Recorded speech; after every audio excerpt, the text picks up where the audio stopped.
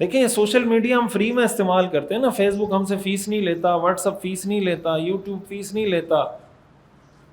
تو یہ بات آپ بہت اچھی طرح جانتے ہیں کہ دنیا میں فری میں کوئی چیز بھی کسی کو نہیں ملتی.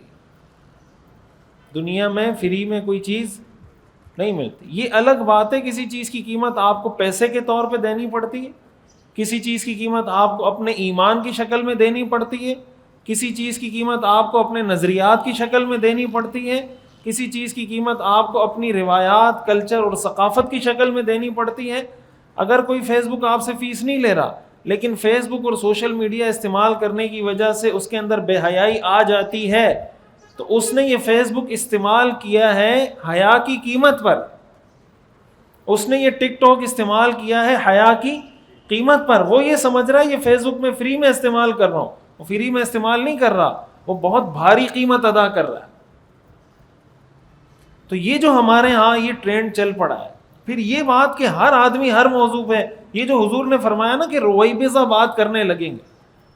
آج ایک بہت بڑا مسئلہ یہ بھی ہے کہ کسی بات کے یا کسی پوسٹ کے صحیح یا غلط ہونے کا معیار یہ ہے کہ یہ بات کس نے کہی ہے، اس کو دیکھے بغیر کہ یہ بات ٹھیک ہے یا غلط ہے.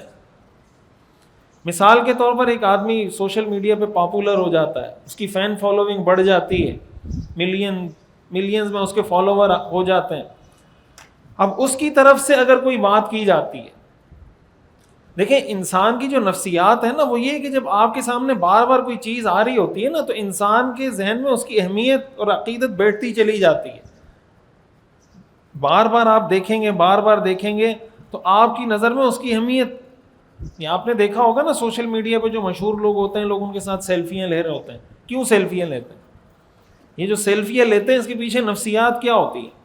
نفسیات یہی ہوتی ہے کہ یار یہ مشہور آدمی ہے، ہو سکتا ہے مشہور نہ ہو، لیکن وہ چونکہ بار بار اس کو دیکھ رہا ہے، وہ یہ سمجھتا ہے کہ یار یہ بہت مشہور آدمی ہے، لہٰذا یہ ایک انفلوئنسر ہے، معاشرے کا مؤثر آدمی ہے، میں اس کے ساتھ سیلفی بناتا ہوں.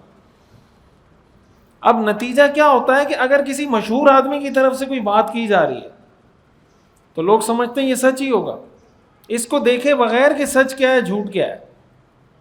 اب آپ مجھے بتائیں میں کسی میڈیکل کی فیلڈ پہ اپنے تبصرے دینا شروع کر دوں کہ بھائی یہ دوائی استعمال کریں، یہ دوائی استعمال نہ کریں، یہ ویکسین استعمال کریں، یہ ویکسین استعمال نہ کریں، یہ کریں، یہ نہ کریں. یہ میری فیلڈ ہے، یہ میری فیلڈ نہیں ہے میڈیسن کے بارے میں بتانا، دوائیوں کے بارے میں بتانا.